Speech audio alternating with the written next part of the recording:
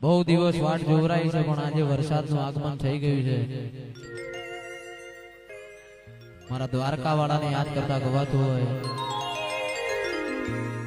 દ્વારકા વાળાને યાદ કરતા ગવાતું હોય ત્યારે એવા વાયા ને વા